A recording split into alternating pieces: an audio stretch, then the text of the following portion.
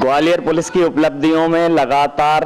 कड़ियां जुड़ती चली जा रही हैं। उपलब्धियों की इसी श्रृंखला में साइबर क्राइम को रोकने के लिए एक बहुत महत्वपूर्ण कदम उठाया गया, जिसमें आज ग्वालियर एसपी ने जो सिम विक्रेता हैं और जो कंपनियां हैं उनके प्रतिनिधियों को बुलाकर एक बैठक की और बैठक में सख्त हिदायत दी कि सिम जो है जारी करने के पहले सिम लेने वाले के नाम पते का पूरी तरीके से वेरिफिकेशन किया जाए। और ये एक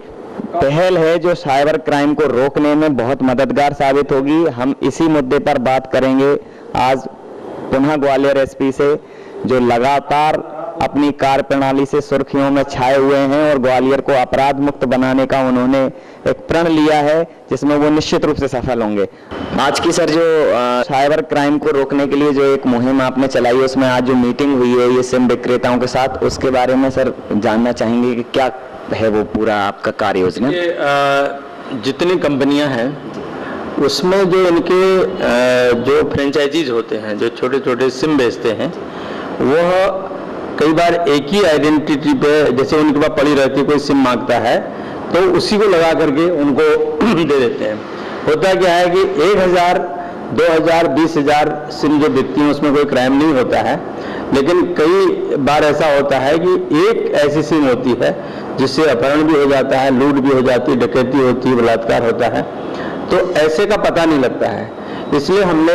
144 CRPC में नोटिफिकेशन किया है कि प्रत्येक जो सिम का कंपनी है उसका जो भी फ्रेंचाइजी है वो कंपलसरी है कि क्या क्या डॉक्यूमेंट रखेगा।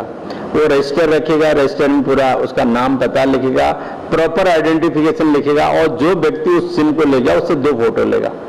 अपनी वह फोटो लेगा। उद्देश्य ये है कि अगर सब कुछ सही है तो कोई दिक्कत नहीं। अगर कई बार ऐसा होता है ये सिम का डिटेल ले लेते हैं, सिम उसको दे देते हैं, 24 घंटे बाद वो क्रिमिनल है, वो ओरिजिनल लाता ही नहीं है, फिर उसका फरार हो जाता है, तो इनको पता ही नहीं लगता वो क्या हुआ। तो इसलिए जरूरी है कि ओरिजिनली सारी चीजें जो सिम भेजता है उसको उसके पास होनी चाहिए, ताकि इसी शहर में कई कई बड़े बड़े अपराध हुए हैं जिनको बरामद डिटेक्ट करने में जब वो उसके पूछताछ की गई तो नहीं मिला हो। तो इसलिए ये जरूरी किया गया है कि सारे लोगों को मीटिंग बुला के बताया गया है कि आपको ये कंपल्सरीली डॉक्यूमेंट रखना है।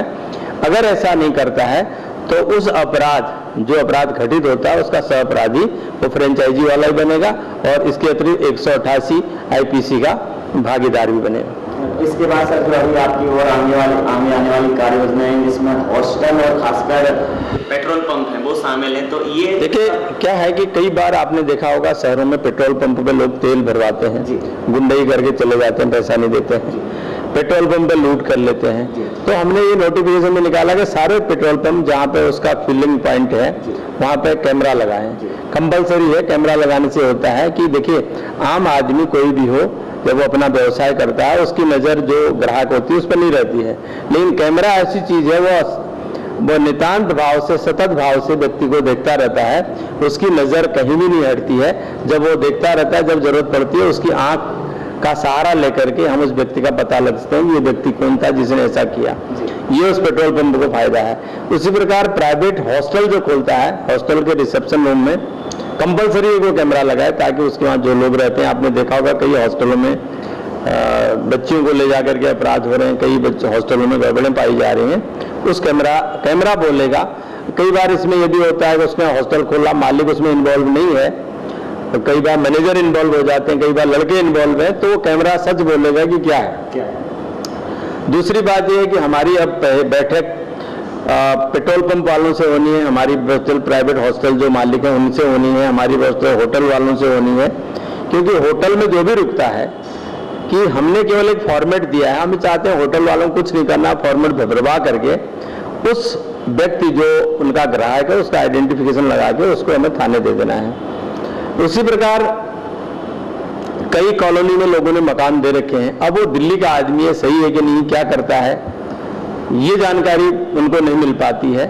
और वो अपराध करके चला जाता है एक दिन, फिर उनको मकान मालिक को पता रहता है। कई शहरों में ऐसा हुआ कि अरे तो क्रिमिनल था,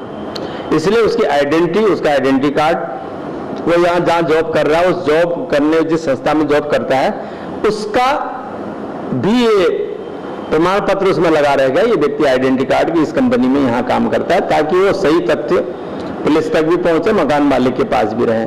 और एक सबसे महत्वपूर्ण बात है कि जो प्राइवेट हॉस्टल में है, जो फॉर्म भरेगा प्राइवेट हॉस्टल का ओनर, तो उसमें सबसे महत्वपूर्ण बात ये लिखेगा कि जो लड़का जिस कॉलेज में पढ़ता है उसका आइडेंटिटी कार्ड की फोटो कॉपी उस फॉर्म के साथ थाने में जाएगी, अपने पास भी रखेगा।